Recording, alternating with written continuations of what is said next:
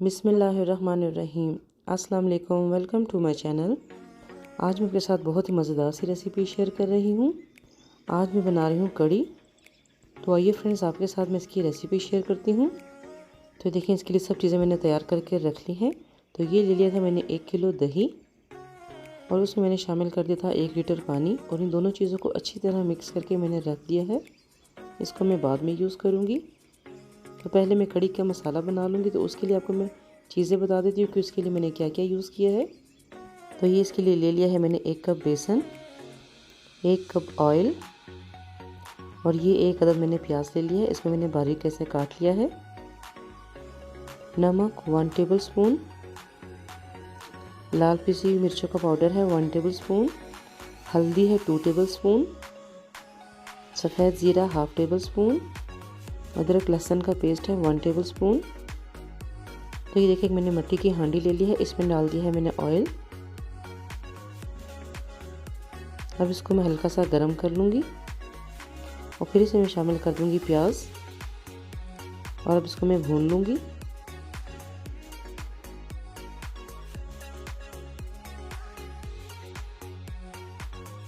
तो देखिए, हल्का सा ही प्याज का कलर जो है चेंज हुआ है। तो इसमें मैं शामिल कर दूँगी अदरक लहसुन का पेस्ट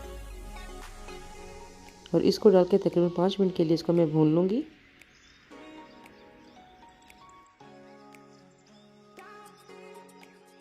और अब साथ ही से मैं शामिल कर दूँगी सफ़ेद ज़ीरा और इसको भी साथ ही इसमें भून लेना है। और अब मैं बाकी के मसाले भी इसमें शामिल कर देती हूँ। तो ये देखिए, इसमें डाल दिया है मैंने नमक। कढ़ी में हल्दी ज़्यादा शामिल करते हैं क्योंकि इससे इसका टेस्ट बहुत अच्छा आता है, उसका कलर भी बहुत अच्छा हो जाता है इसके साथ। तो ये देखिए, इसमें मैंने हल्दी शामिल कर दी है और अब साथ ही इसमें मैं लाल पिसी हुई मिर्चें भी शामिल कर दूँगी। और अब इस सारे मसाले को अच्छी तरह भून लेना है।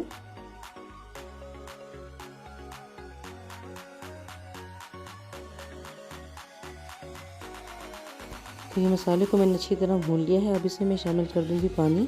पानी से मैंने डाल दिया है 1/2 कप और देखें, इसको अच्छी तरह इसमें मिक्स कर दिया है। और अब इसे मैं शामिल कर दूँगी बेसन।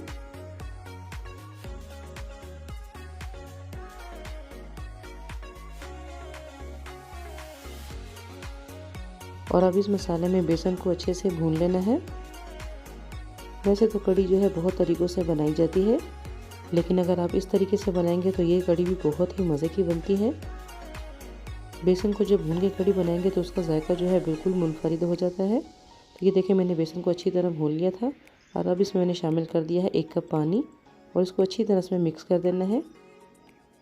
तो देखिए, थोड़ा पानी मैंने पहले शामिल किया था और थोड़ा पानी मैंने बाद में शामिल कर दिया है और अच्छी तरह इसको इसमें मिक्स करना है ताकि इसकी कोई गुठलियाँ वगैरह इसमें ना रहें।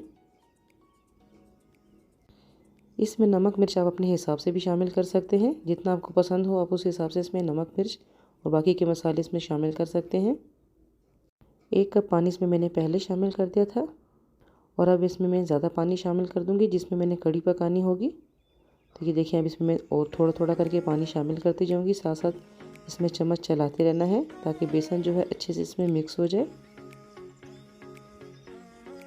1 कप पानी इसमें मैंने पहले शामिल किया था और अब तकरीबन इसमें 1 लीटर मैंने पानी शामिल कर दिया है और फिर इसको 3 से 4 घंटे के लिए पकने के लिए मैं रख दूँगी।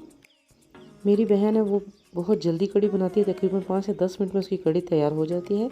तो उसकी रेसिपी भी लेके मैं आपके साथ इंशाल्लाह ज़रूर शेयर करूँगी। वो भी बहुत अच्छी कड़ी बनाती है और बहुत झटपट उसकी कड़ी तैयार हो जाती है।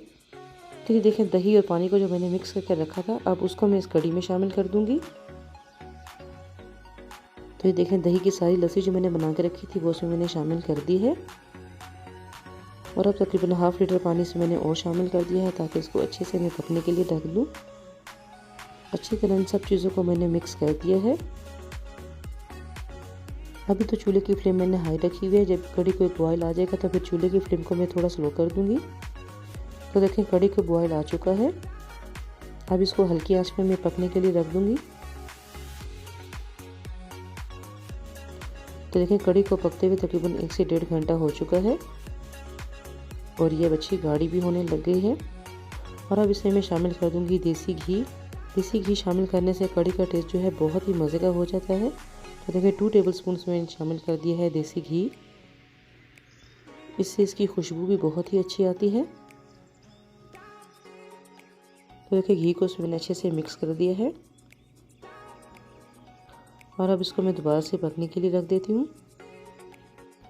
और अभी 1-2 घंटे तक कड़ी और पकती रहेगी, तो साथ ही इसके लिए मैं पकौड़ों के लिए बैटर तैयार कर लेती हूँ। पकोड़े बनाने के लिए लिया है मैंने बेसन, ये लिया है मैंने 1.5 कप। प्याज लिया है मैंने 1 अदद, देखिए इसको मैंने ऐसे चॉप कर लिया है। और ये 1 अदद मैंने आलू ले लिया है, इसको भी ऐसे छोटे पीस में मैंने काट के रख लिया है। नमक ले लिया है मैंने 1 टेबल स्पून। लाल पिसी हुई मिर्ची ले ली है मैंने 1 टेबल स्पून। 1 टीस्पून ले ली है मैंने हल्दी। 1 टेबल स्पून ले लिया सफ़ेद ज़ीरा। 1 टेबल स्पून सूखा धनिया। 1 टेबल स्पून अजवाइन। 3 से 4 अदद ले ली थी मैंने हरी मिर्ची, उसको मैंने इसे काट के रख लिया है। और हाफ़ टेबल स्पून ले लिया अदरक लहसुन का पेस्ट। हरा धनिया हाफ़ कप। तो ये देखिए अब एक बाउल में सब चीज़ें शामिल कर दूंगी। तो ये इसमें मैंने सबसे पहले शामिल कर दिया है बेसन और अब इसमें मैंने डाल दिया है प्याज, ये बारीक कटे हुए आलू, अदरक लहसुन का पेस्ट, नमक, लाल पिसी हुई मिर्चों का पाउडर, हल्दी, सफ़ेद ज़ीरा, ये सूखा धनिया है। देखिए इसको पहले हाथ में ऐसे हल्का सा क्रश कर देना है और फिर इसको उसमें मैं शामिल कर दूंगी।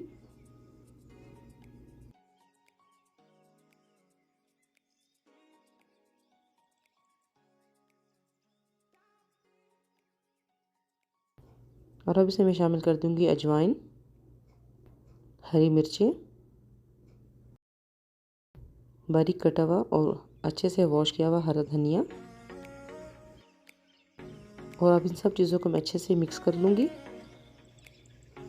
बाद में इसमें मैं पानी शामिल कर लूँगी, पहले इन सब चीज़ों को अच्छी तरह मिक्स कर देना है। और फिर देखिए अब इसमें मैंने थोड़ा सा पानी शामिल कर दिया है।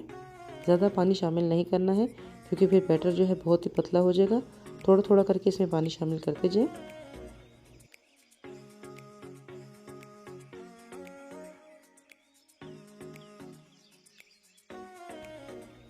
तो ये देखिए सब चीज़ों को मैंने अच्छी तरह मिक्स कर दिया है।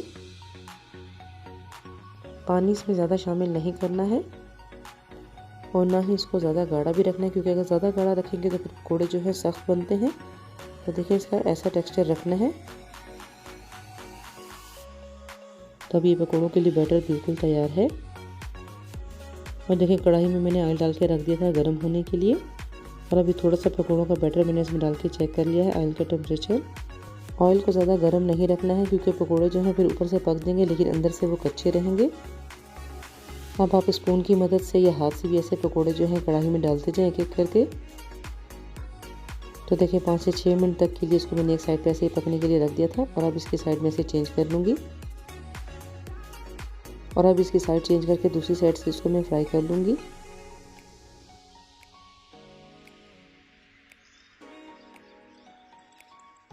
तो देखिए पकोड़े जो है बहुत अच्छे से फ्राई हो चुके हैं, इसका कलर भी बहुत अच्छा सा आ चुका है। अब इसको मैं एक प्लेट में निकाल लेती हूँ।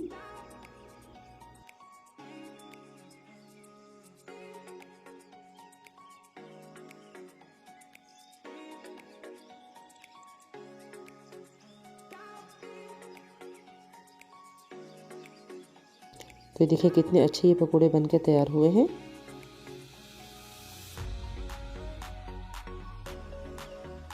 और अब बाकी के पकोड़े भी ऐसे ही मैं फ्राई कर लूँगी।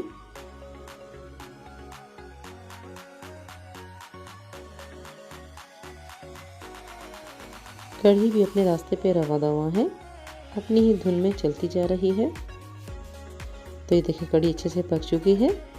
और अभी जो बाकी के पकोड़े से मैंने शामिल किए थे वो भी फ्राई हो रहे हैं। अब इनकी मैं साइड चेंज कर लेती हूँ।